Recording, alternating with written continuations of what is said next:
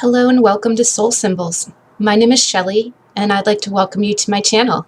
Today is going to be a slightly different type of video. I do normally just read cards for tarot and oracle, which I enjoy very much. But in addition to throwing cards and reading oracle, I thoroughly enjoy, since the time I was young, I've always had a strong interest in protecting the environment. This is a goal that I had been very interested in as a teenager, but then, of course, as life goes, I've gotten away from it. And I wanted to go ahead and do a very special post. This is a culmination of effort that I've, participated in for a while now, so this is a very important video to me.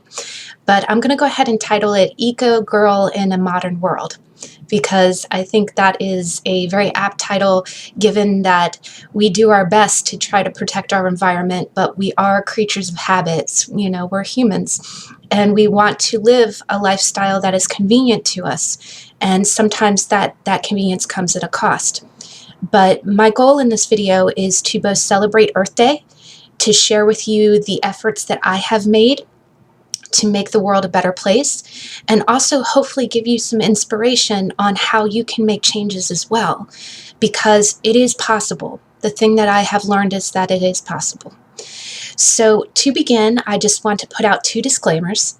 Anytime you're talking about environmental health, there's always a kind of trigger warning. There's a lot of guilt involved. It makes me feel guilty too, so you are not alone. But just know that throughout the course of this video, which I'm going to keep as brief as possible, but we are going to talk about the reasons why we have the lifestyle that we do, which can bring on a little bit of guilt. But what we're going to do is we're going to be honest about it. We're going to face it. So we're going to talk real truth. And then the second, caveat is that I want to disclose right now that I am a hypocrite. I strive to make these changes myself. And by striving, I hope to inspire others to help me in this endeavor. But I am definitely not innocent. I have habits, I have hobbies that do not contribute to environmental health. So I am nowhere a perfect example of what to do. But I believe that every small effort changes the tide, it turns the tide. So that is why I'm sharing it with you today. I like to scrapbook. I love my coffee. I've utilized one-use containers for a majority of my life. So again, as I am going through all of these details, I'm going to show my hypocrisy. And in that, I hope that it helps us own these habits and in turn change those habits. So to begin, I first have to just say that, there are several major factors of environmental change. The first being that humans are completely impacting the planet. It is, whether you believe it or not, whether or not you feel like you're just rearranging deck chairs on the Titanic, we're going down anyway, why not enjoy it? That's the mindset that a lot of people take when they feel like, okay, the scientists are just telling us blah, blah, blah. But the proven true fact is, air quality, water quality, trash production, all of it is human made. So first and foremost, we have to own that. The second thing that we need to kind of own is that our speed is super fast compared to the way things are naturally produced. And that is number one, what needs to change. And now, knowing that information, knowing that we are the source, the way that we counteract it, and to put it out there first, the way that we counteract it is what you see in the news every day. Reduce, reuse, recycle. BYO, bring your own.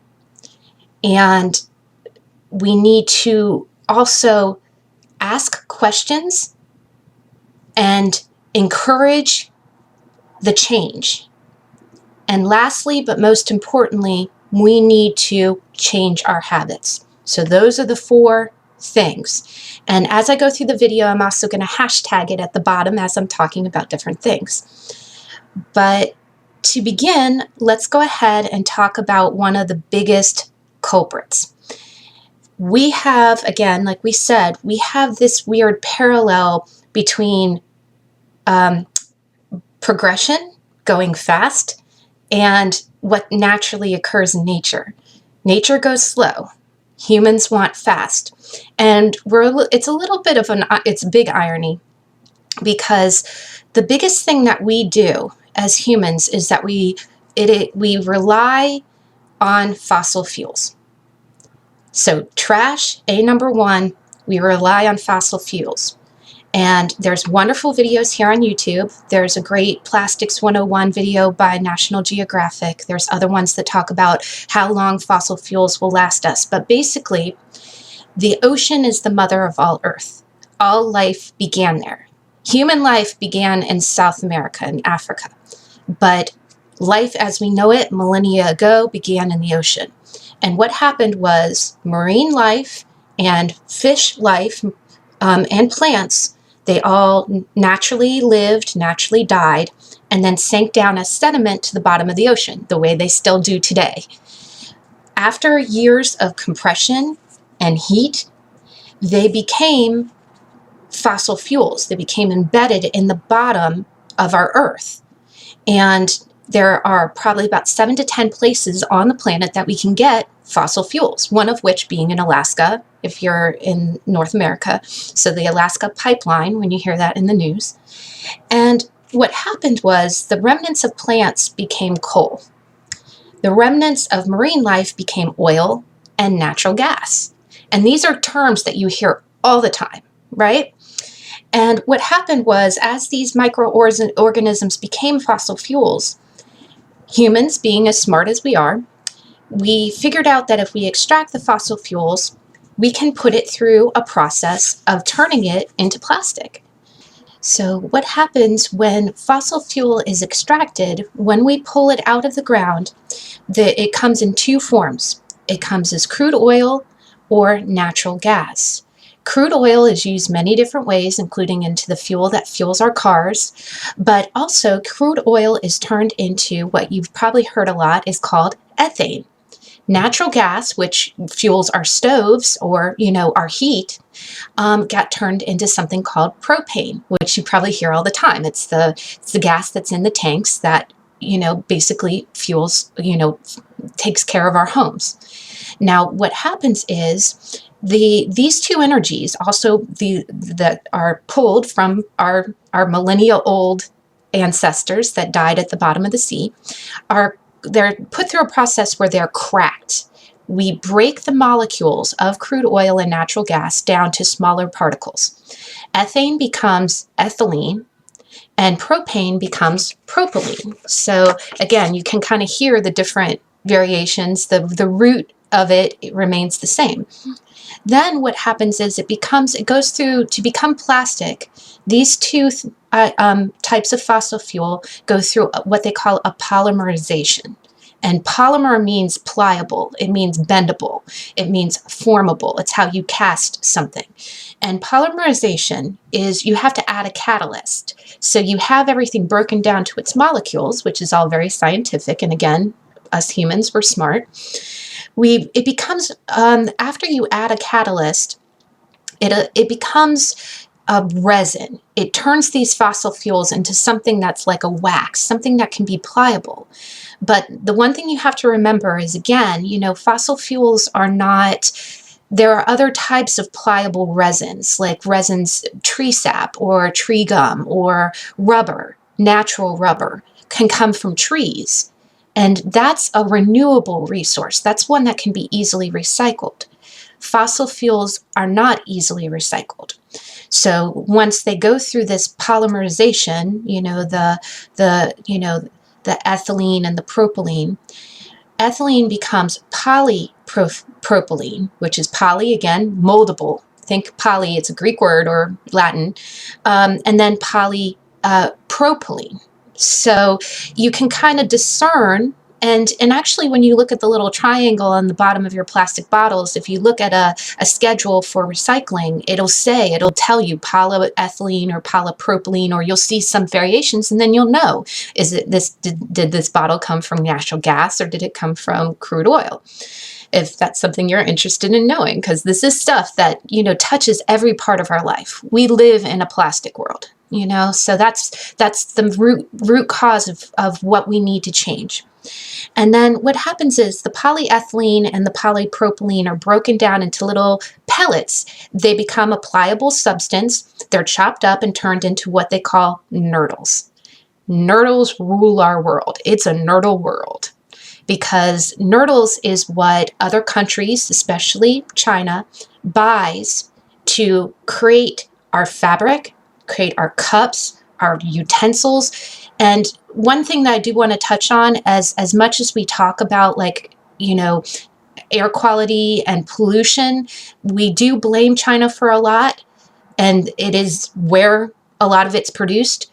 But just to note, and again, this is a get real, hashtag we're being real. If you look at the bottom of anything around you, if you pick up your pen, if you pick up your computer monitor, the cup you're drinking from, on the bottom, it's likely going to say made in China. So as much as we can blame another country for it, until we stop fueling it with our buying dollar, we're just as guilty. So again, we're keeping it real, right? And in turn, China also buys our recyclables. So we do have to, if you choose to recycle, which is relevant, and we'll get to that in a minute, they buy it. So we do need to encourage that if we are going to continue to use single serve and plastic things. So it's your choice, and the power is with you. You can either wean off plastic where the need is not there and the trash is not there, or if you decide to use plastic, then you would want to go ahead and, at least make it where it's in a cycle of coming back if you want to sustain your planet. And that choice is with you, because the power is with us. Now, those nurdles, again, the chopped up plastic is what gets sold to other countries, and it gets put back into what we use every single day. So just to run down some quick numbers, because again, the fossil fuels we are using are becoming the things that we rely on every single day. Every single time you take takeout and you get those plastic utensils, and we'll get to that in a minute, that is fueling the fire of our health and our environment. And to also touch on, this has become a little bit of a big debate amongst generations. I have heard, and part of this video for Earth Day is to empower all generations. You have groups, the golden generation that was born in the 20s. They had organic materials back then. Things were made out of rubber trees. There was a smaller population. People wore cotton, people wore linen. It was all biodegradable. They did not know where we were going with this. So now the boomers, yes, they lived through the age of excess with everything polyester in the 70s, everything mass produced in the 80s. So then you get into the Generation X, the Xennials, the millennials, and then Generation Z. And our goal in this is that all of us have a stake in it. All of us are here to protect something and give it on to the next generation. So you can't really blame any one generation, but what we can do is make a change now. Now, that being said, we do have finite resources. The amount of fossil fuels that we have left is, and again, these plastics, just to throw out some statistics, the amount of trash that gets thrown away, the amount of trash that comes from plastics is about 9.2 billion tons. That's how much plastic has been produced since the 50s. 40% of that is straws, plastic bags, and food containers. And that makes up 40% of what is in landfills or at recycling plants. Those plastics are being made with fossil fuels that are not going to last forever. If we go with the amount of gas we would have, or actual crude oil, we have about 1,700 billion tons of oil. And this was by a statistic done in 2014 by BP. So we have a verified amount of 1,700 billion oil reserves. But if we use that for things like plastic, it will last us about 52.5 years. And again, we talked about fast versus slow, right? And then coal will last us about 110 years, which isn't bad, but on a timeline isn't good. And then you got natural gas that might last us about 54 years. So either way, that's not anybody's lifetime. That's not anybody's lifetime. And if we keep using that oil to make the fork that you use one time and throw away, that's not a good use of that finite material. So that's where it lands on us. It lands on us. And again, this is the Get Real video, right? There's some statistics here that are not pretty, but we have to look at them because we are the change, guys. We are the change. Millennials, Generation Z, we need your help. This isn't as much as, talking about, okay, well, I'm going to get a job in tech. Get a job in envirotech, because this is what we need right now. We need help. And it isn't just any one generation's problem. A lot of people got raised at a time where they thought it would eventually work itself out or biodegrade. So, and again, it's not all gloom and doom. Let's get into some of the sunlight, because there's solutions now. And let's get to the solutions. So first and foremost, we know what we're looking at. We're looking at about 100 years before we don't have the luxuries that we're used to every day. So let's be the change now. Let's be the change we want to see, which is a Gandhi quote. So first and foremost, we have to look at where plastics have infiltrated our life. And I can promise you, you can't throw a stick without hitting something plastic. Everything is layered in plastic, everything. And, our food, our clothes, well, the containers for our food, our clothes, our electronics. So to begin, and, again, I know this is kind of a long video, but I'm gonna get it all in. We have a few options. Now, first and foremost, we have to look at recycling. So first off, we want to go ahead and see how things are recycled. These plastics that we've already created, we've already pulled the fossil fuel, we've already created that fork, right? First and foremost, I'm going to put up a list of all the times that it takes something to biodegrade. And again, this is not to be gloom and doom, it's just to be honest, because we're very real in this video. Go ahead and look down the list. Now, plastics are recyclable, but that doesn't mean that we should lean on them. The reason being is that plastics take 450 years to biodegrade on average. That plastic bag that you threw away on a whim, you think about it, 3 generations from now, your children's children's children is 100 years. You're not even looking at the end of your line when you're throwing that bag away.